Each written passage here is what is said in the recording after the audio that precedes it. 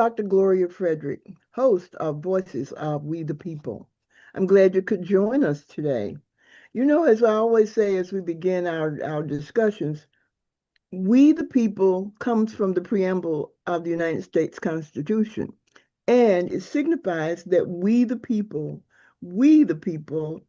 are responsible for government, not the other way around. So I want to thank you for joining us, and I want to talk about our usual stuff, which is talking about what's going on in the community. This is kind of a departure, so to speak, because we're going to be talking with a numbers person, and we don't usually have numbers people talking about issues, but I think it's important that we do because right now we're in a kind of chaotic situation with our elections. And so we really need to understand what it is we need to do as community residents, as voters. And Harman Drudge is going to be so helpful to us today to talk about that. Harman is the data director for New Jersey. I'm sorry, North Carolina. I have New Jersey on my mind today. For North Carolina's Democratic Party, and he has consented to be our podcast guest. And I don't know if this is usual for him, but I want to have him talk about what he does, how the numbers make sense for us as voters, and what we can do with those numbers.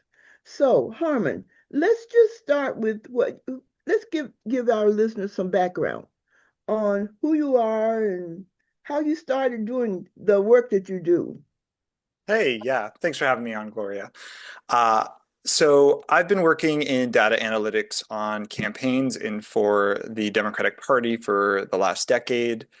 I started in the home state where I grew up, which was New Hampshire, during the presidential primaries in 2015 and 2016.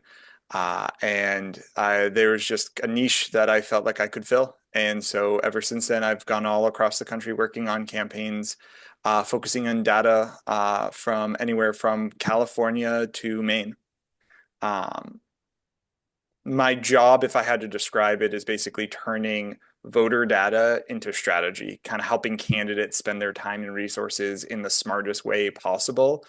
And at the end of the day, my job is basically to help campaigns figure out who to talk to, where to focus, and how to win. And that's really an important matter because this year we are so focused on trying to get people to turn out to vote. And these numbers help us to figure out where we need to go if we're campaigning, and as voters, what we need to know and do so that we can increase turnout. That's what we're talking about today, increasing turnout.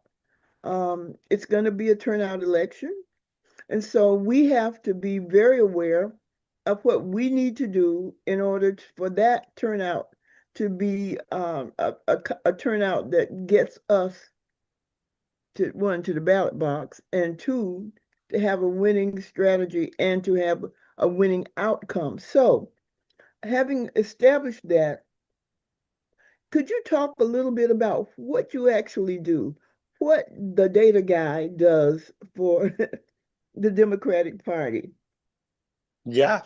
Um, we basically going into some of the things that I'm doing just this very week with the primaries coming up is That would be making great. sure that people are who use our voter tools know what to say to voters in regards to where they can vote. What's most important at the end of the day is making sure voters know where they need to go to vote. I'm a numbers guy. I'll give you a number right now. Pretty much 1 in 5 polling locations has had a change. Basically 1 in 5 precincts has had a change in polling locations in the last couple of years. That means that basically 1 in 5 locations where someone might vote has changed in the last couple of years. And so these things happen very often. They happen all the time. And making sure that people are aware of that and making sure that is being put into our system. So when our candidates are talking to voters, not only are they able to target who they need to target so they can go vote, but also they have the correct information so that they can go and tell them where they need to go vote. Um, Outside of that, my job is managing something that is basically a voter file database. It is a list of the voters as well as some information on the voters, such as public accessible information from the voter rolls, like their phone number and their contact information, their address, and being able to take all of that information and outside data to basically give our candidates a way to know who needs to be talked to and how they need to be talked to. What I mean by that is that there are certain people that need to be talked to turn out to go vote, and there are certain people that need to be talked to be convinced to vote in the first place, as well as to vote for our Democratic candidate. And so being able to give campaigns the tools they need to successfully know who those voters are and where to reach them is a part of my job.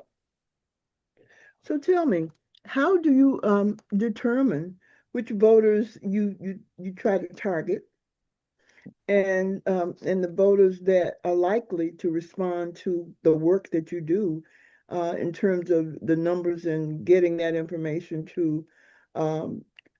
information to the candidates? Yeah.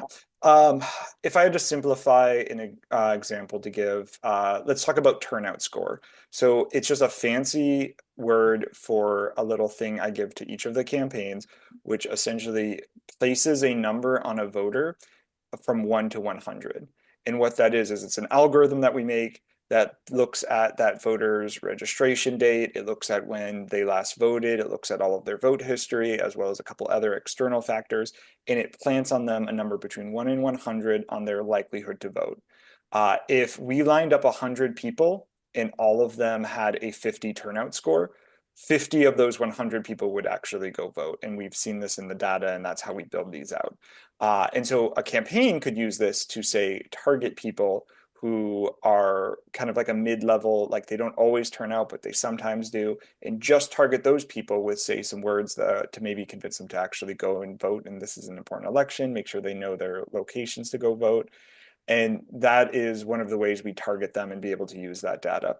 Going into the second part of your question, who we actually target, it depends on the circumstances.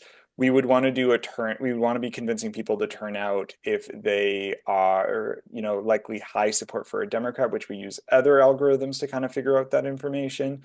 As well as we might be wanting to convince somebody who votes in every single election, but we're not really sure if they're going to be supporting us to convince them to just vote for us as opposed to turning out because they're already going to turn out. We know that from the data.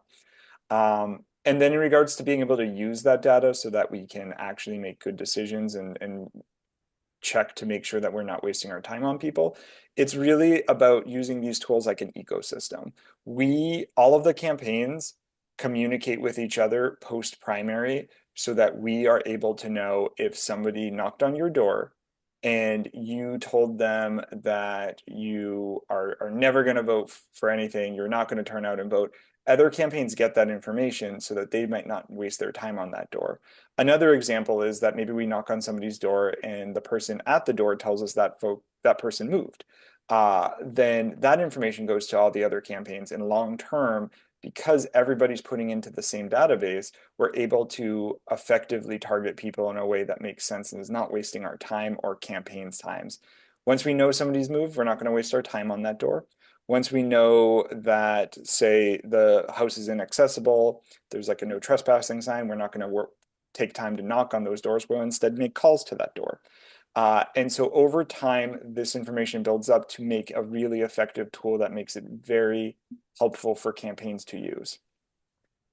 How do you get that information to like the precincts and the counties so that they can make really good use of the information that you are providing?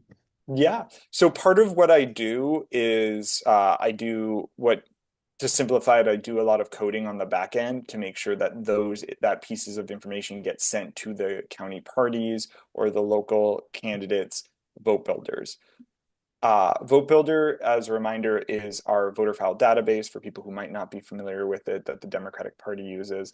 And so what I do is I make it so that if somebody knocks on that door, I do a little coding on the back end to make sure that somebody in a different campaign post primary gets that information so they know to not waste their time if that person has like a no trespassing sign or somebody's moved.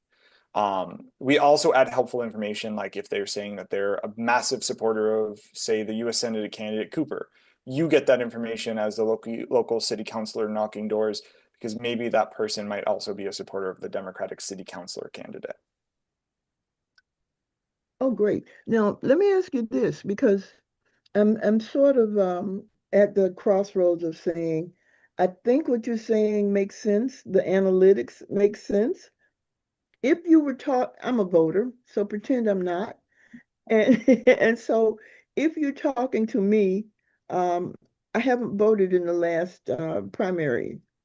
How would your data help me to understand what's going on and make a decision, maybe? Yeah, so a lot of the data that we use isn't necessarily meant to be aimed at it. A lot of the data that we use, I'll phrase like this, is meant to be assisting the candidates and campaigns to know Hmm. how to talk to people more so than actually being able to assist the voter themselves. I'll put it to you like this.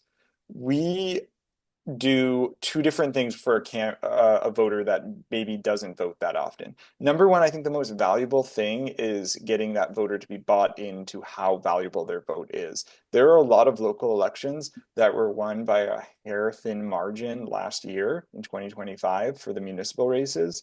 And being able to talk about that and the fact that we have an incredibly close US Senate race and probably an incredibly close Supreme Court race, uh, similar to what happened with Riggs, I think is the first thing we need to be doing when we're talking to voters.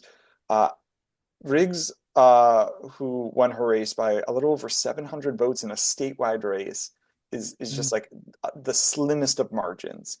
Every single vote mattered. Basically, seven people deciding not to go vote in each of the counties determined that race. That is how close. Less than one person per precinct decided how like who won that race. That's how big a deal it is.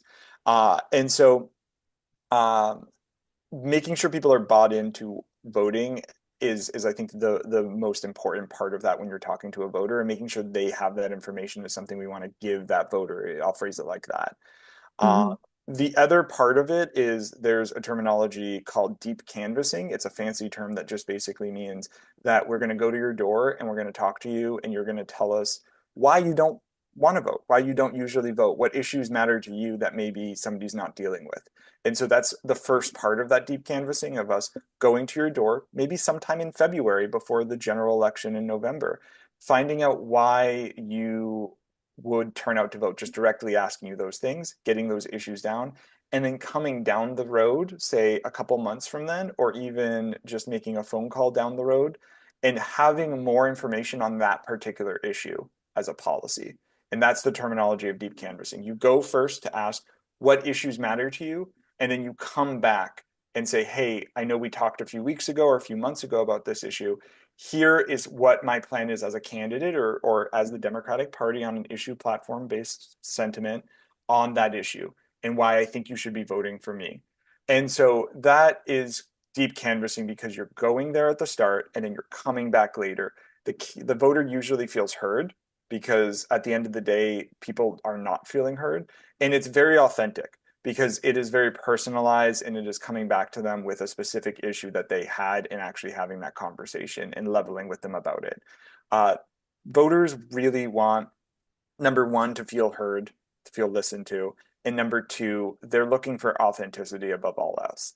And so This is deep from canvassing from is their local very powerful. candidates. Yeah. This is from their local candidates.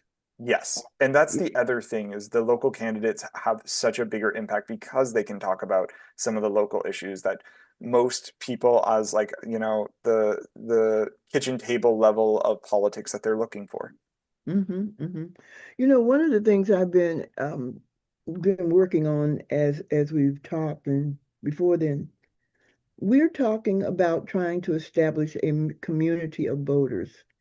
So, which means that it's our neighbors, it's our family, it's our friends. Mhm. So how do we use what you're doing, and it's great information. How do we share that with our community and our neighbors and our friends as a way to encourage them to get out and vote, to talk about issues and how they are are using that information that you're giving them to, kind of propel them to the polling places. Um, Having a robust local organization that turns out voters is kind of like brushing your teeth. You have to do it consistently, or else it's not going to matter as much.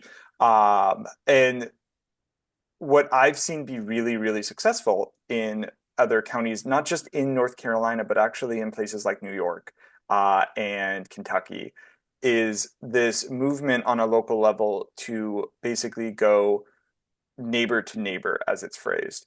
Hmm. Be able to have a set precinct chair or someone in that precinct that owns that precinct, and they go yearly to everybody on their particular turnout list each year for their precinct.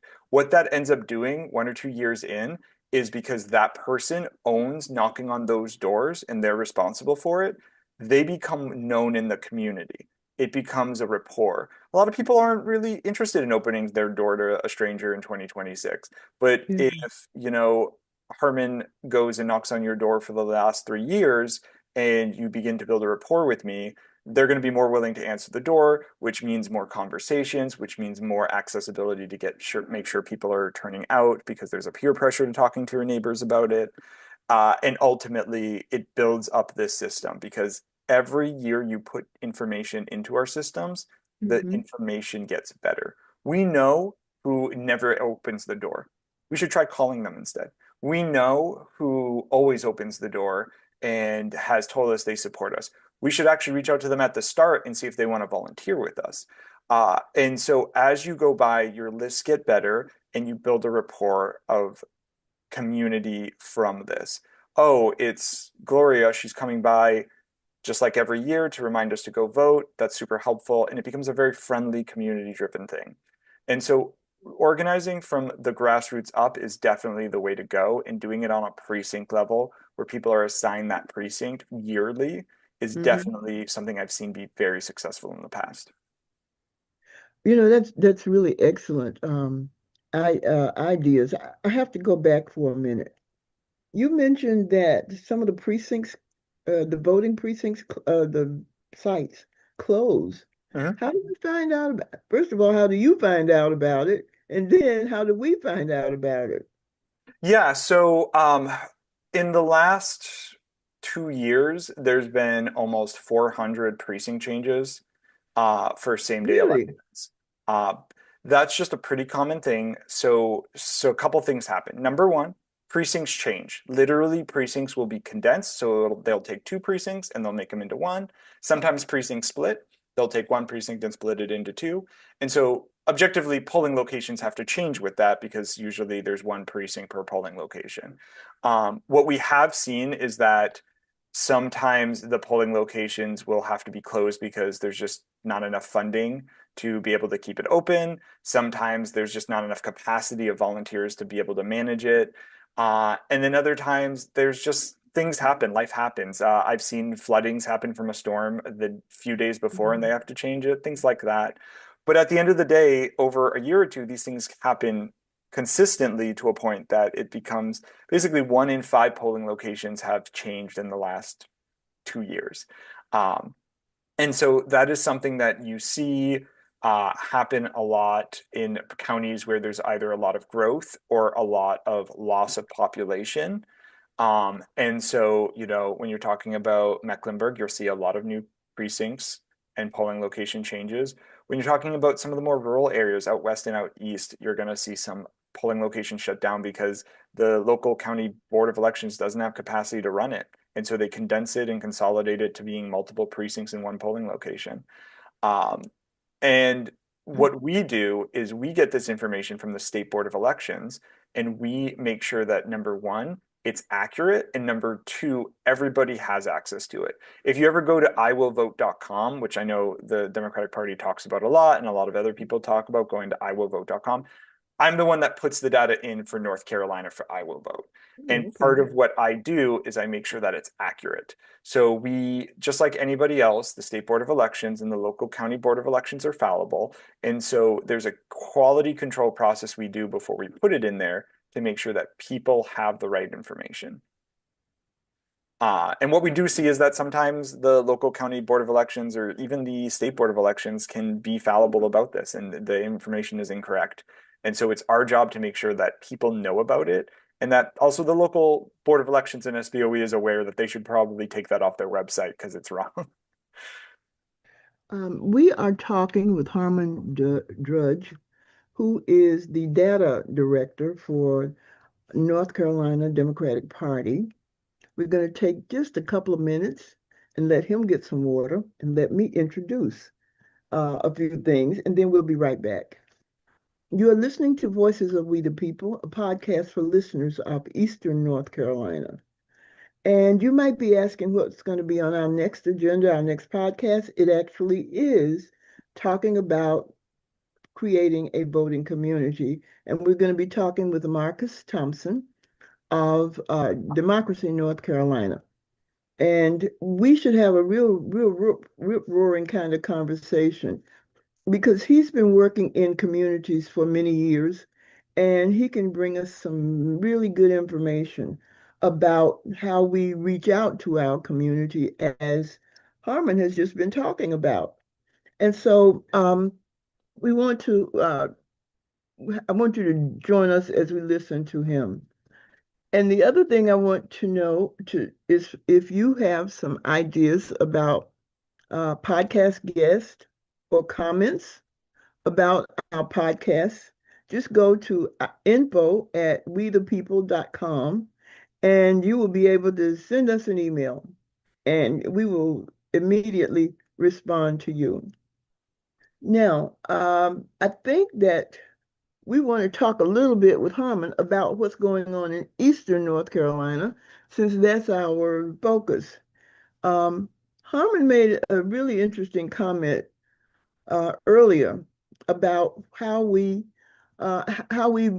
their data has made a difference in getting like mayors to get voted in as opposed to get voted out, and also what's going on in the community in Eastern North Carolina. So if we could just talk to Harmon a little bit about that, and then we'll spread the conversation back to a more broad conversation. So, Harmon, what's going on in data-wise in Eastern North Carolina? Yeah. So what we've seen in the last couple decades, and if people are familiar with Eastern North Carolina, they'll know about this, is there's been a reduction of just people in a lot of these counties. The counties have become more rural over time. And while North Carolina overall is growing, Eastern North Carolina has been losing a little bit of population. What you're also seeing is that the people in remaining in Eastern North Carolina as a percentage are becoming more conservative voters. What I mean by that is Trump is winning more votes over time in places like Eastern North Carolina. This is, to be fair, specific to certain counties, mind you, but that is what we're seeing overall. Another thing to take into note is if you're familiar with Don Davis um, and his congressional district, what you'll also see is that they are further gerrymandering the congressional districts. Um, Approximately 40,000 African American voters net were lost from the congressional district that Don Davis is in because of the change. And what was taken into their place was about 40,000 conservative white voters. These are approximations, but we do know where certain demographics lean in their votes, and we know where certain congressmen get a lot of their voting pool from. And it was very clear that they were basically taking out and diluting a lot of the African American population's vote power in this congressional district and adding in uh, a more conservative leaning population in its stead. Um, so what you get from all of this is that over time, we're seeing in Eastern North Carolina, it's becoming more red. And a lot of the places where more blue Democratic voters had a say in politics on a congressional district are losing their power and their voice in Congress because of that, unfortunately. Um, what we're seeing, though, is that people are very upset at this administration, and what you're seeing is actually a pendulum swing to the left. This is pretty common after a president of the opposing party wins. So when Donald Trump, a Republican, won, you're going to see a pendulum shift to the left, which is what we saw in New Jersey and Virginia, and what we also saw in North Carolina. Just to give you some facts, Farmville is a really great example. Farmville is a small town in Pitt County in Eastern North Carolina. Every single precinct of Farmville went for Donald Trump. It was kind of a battleground district, but Mm. it all of the every single precinct went for Trump. What we saw is that Farmville was a mayoral flip from a Republican mayor to a Democratic mayor in every single precinct. And so there basically was a Republican incumbent for mayor there that lost to a Democrat. What we see overall in the entire state is that everywhere swung left. Arguably, we were at a low point in 24, so it made sense that things were going to swing left. If they weren't swinging left, it means that we were going even further to the right, which is a scary thought. But what you did see is that pendulum swing go that we consistently see when a presidential candidate of the opposing party wins. And so that is very encouraging for 2026. It tells me that between the fact that we are getting more organized as a state party and county parties, and that we are getting these vote swings to the left from 24, that we're likely going to see that pendulum continue up until 26 as the final flow of that process.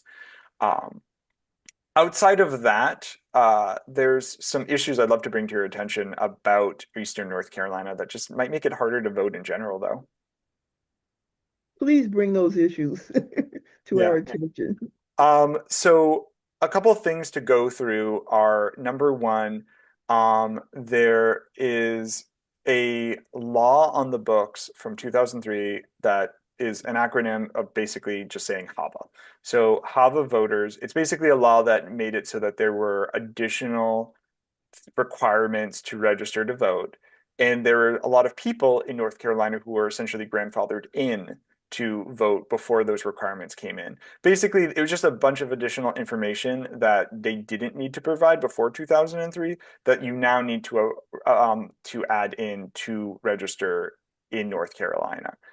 What ended up happening is that there's a bunch of folks in the state that need to still update their information. And a lot of them, as a percentage, are predominantly in Eastern North Carolina. So, what do I mean by this? These are folks who are on the voter rolls, who are legally on the voter rolls, mind you, but they just need to provide a little bit more information or they may lose the ability to vote down the road. And what we saw is that of these 120,000 people that were tagged as this in July, that almost 80,000 of them were likely Democratic supporters. And I think it was like 50 or 60,000 were African American voters, predominantly in Eastern North Carolina. A lot of these people are actually unaware of this issue, and I'm hoping that that'll be resolved when they go to the polls and they're notified about it. And we're doing our best to actually reach out to these folks, but that is something that we're seeing in Eastern North Carolina that they're being affected by. On top of that, are you familiar with the SAVE Act that's currently going through Congress? Could you talk about that? Yeah, so the SAVE Act in its current form is probably going to get rejected by the Supreme Court because of how ridiculous it's set up. Do you think it's There's going to a pass the number of things. Senate? Oh, I'm sorry. No, I said, do you think it's going to pass the Senate? I can't speak to that. I'm so focused on North Carolina, I haven't really been looking at it, but Hmm. stranger things have happened with this administration, and Yes, I it wouldn't is. be shocked. But what we are seeing that we know is going to affect this state is one of the more ridiculous parts of the act is that you need to make sure that your birth certificate lines up with your current legal ID. So let's say you might have a driver's license, but you may have taken your husband's last name. That doesn't match your birth certificate. you're going to have some difficulties in that process. Um, Turns out most people who take their partner's last name are women. And it turns out that most that women, as a majority, vote for the Democratic candidates that are on the ballots. It's not necessarily targeted at Democratic voters, but it is targeted systematically in a way that it affects Democrats much more than it affects Republicans. That's one of the more ridiculous parts of this bill. There's a couple other things in it that's just going to make it a lot more difficult and just creating a larger and longer process for people who constitutionally have the ability to vote. And essentially, what it is doing in some parts of this country is making a poll tax, where you're going to basically need to either get a passport or additional information that you don't necessarily need to have if you don't already have it, and legally you don't necessarily need it to be able to vote. And so they're looking to change that law to make it so that you basically have to either buy a passport or go through a lot of these processes that are just going to tie people up. There is a terminology called it's basically a voter index, and it was made by a national organization. I believe it's the ACLU, and it essentially is how difficult it is to vote on a state level. They take into account a bunch of things, like how accessible is it to go and register to vote? How accessible is it to actually show up and vote? Do you have early vote? Can you mail in ballots? Do you have long hours to actually go vote, or is it very, very finite and you only have, like, say, 1 day to early vote as opposed to like 2 weeks? And they take all of that as well as, how far it is to go to the nearest DMV per population. And they take all of this to basically make an index for a voter. And what you're seeing is throughout the country, that voter index is going to go down. And by that, I mean it's going to be Mhm. harder to vote. And so that's ultimately what they're doing is they're trying to make it more difficult to vote because they know these policies predominantly affect people who are likely going to vote against their interests of the Republicans, and also are just going to make it a lot more difficult to vote, where a lot of these working folks are just not going to have time to go turn out now because they're going to have to go through this whole process before election day. And they either are not going to realize that they need to do these things, or they're going to realize that they're too busy working to actually go do these things to be able to have a voice in their local elections. In our precinct meeting a couple of weeks ago, we were talking about this whole business of having to identify yourself. And I don't think that that was originally a part of how you register to vote, but now it is. Yeah, and Get an that's what ID. HAVA is basically you Is that needing what to it have is? some additional information. Oh, really? Yeah. There's more to it than that, but there's a bunch of more information that they just required. I don't have it on hand right here, but if people wanted to look up HAVA Act, you can see all of the information for it. That's HAVA Act, Yes. right? Okay. I'll put it on our website. Because we were saying that you didn't used to have a photo ID, but now you do. And then to try to find out where you get a photo ID is another issue all by itself. Mhm. And what ends up happening is that there's actually some counties that don't even have necessarily a DMV.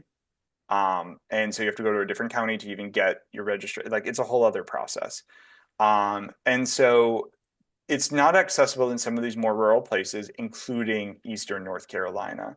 And then going back to the SAVE Act, where in regards to women's names, what we're actually seeing is it's looking like around like 40% of registered women in Eastern North Carolina are going to have an issue because they don't have the same name as what's on their birth certificate on their legal license. So basically, 2 out of 5 women are going to have this issue in places like Pitt and Halifax County and Martin County. And even all the way up in places like Currituck and Camden, it's looking like 3 out of 5. That's amazing. It's also pretty diabolical Yeah. that women particularly are targeted this way.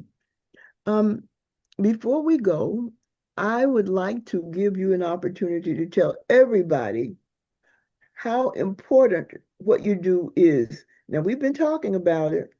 We've covered a bunch of areas. And so I don't want to put words in your mouth as if that's possible. But anyway, I just want to know, in terms of the work that you do, what do you consider the most important thing that you are able to accomplish? Um, if I had to condense it, just making it so that being able to talk to voters is as accessible to campaigns as possible. Um, what I really do at the end of the day is make sure that campaigns are spending their time where it really counts. More conversations with real people, better outreach in underserved communities, and fewer voters ultimately slipping through the cracks. And so every single day, part of my job is really just how can we make this easier for folks? Because it's not easy for a lot of campaigns to reach out to voters. Right. It's a lot of a process. And so making it as friendly and as easy to use as possible so that is accessible. Because it's not just from the voter side, it's from the campaign side. Making sure it's accessible to talk to their voters matters so that they can get their message out. So it's truly a democracy of ideas. I think that's important too. The other thing that you do, I think, is making information available through vote builders to local election folks and to the counties and to the precincts so that they know how to talk to each other and to their neighbors and friends. And I think that's an important piece of the information that you do provide is so important because um, we sometimes we're kind of left out in left field about what to do and what to say. Yeah. I I'm sure there are people who feel like I don't get back to their emails or email enough, but I'm sure there's a number of people who feel like I email too much and I think that's a good problem. I think it is too. I think it is too. Um, we've been listening to a very interesting, I think, conversation. Harman has given us so much information to feast on and to use. Um, I just have one question. With respect to Don Davis, what do you see, even with all of the gerrymandering that he's gone through, and I think this is like the second or third time that what do you Yeah. see happening, and what might we do to help him? So I can't speak to what his odds look like in the general, because I'm still focused on making sure that everybody has what they need to be successful for the primaries. So I haven't really looked at the general too much on that district. Mm-hmm. That being said, I know that what is best for them to do is we're going to have a number of statewide races and a high tide floats all boats, and so making sure that we're engaging with everybody and working together to make sure that we're knocking doors and talking about all the candidates, I think is a good thing for Don Davis. And so going out there and making sure that people know from all the way from the US Senate race down to your local city councilor and also your congressional race is going to be really, really important. And that's the best thing people can do. A lot of these new counties that Don Davis district comprises of now don't really know him. And Don Davis actually does a really, really good job of talking to moderate and conservative voters. But moderate and conservative voters that have never been in his district before don't know and as much about him as they might. And so going to focus on those particular counties is definitely going to be step one to make sure he gets known because he is objectively well liked by the community, um, or else he wouldn't have won so many times. Right, And so right. making sure people know about him in some of these newer places, I think is going to be very valuable. So focusing on those counties that are new in there. And if you need help with that, you always can get into Votebuilder, and I'm happy to send you those counties. Oh, that's excellent.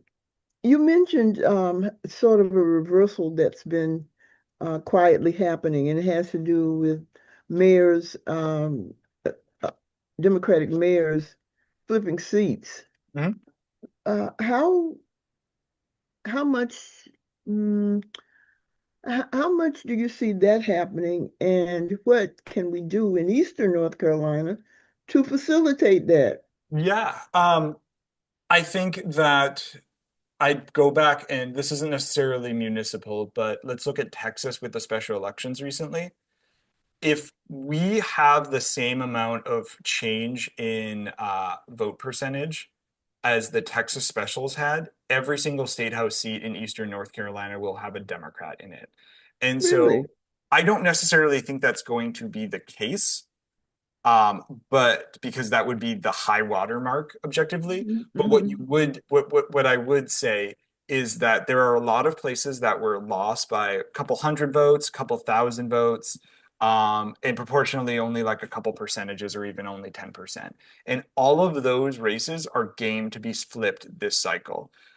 There's a terminology, it's called field margin. It's just a fancy way of saying how effective is field knocking on doors and making calls to voters for a campaign. On a presidential, the field margin, how much knocking on doors and making calls can change the race, is a percentage of like 1%. There'll be a Really? 1% difference if Kamala Harris never knocked on any doors or made calls. The turnout, and this is debated, but the turnout would be a differential of like 1 or 2%.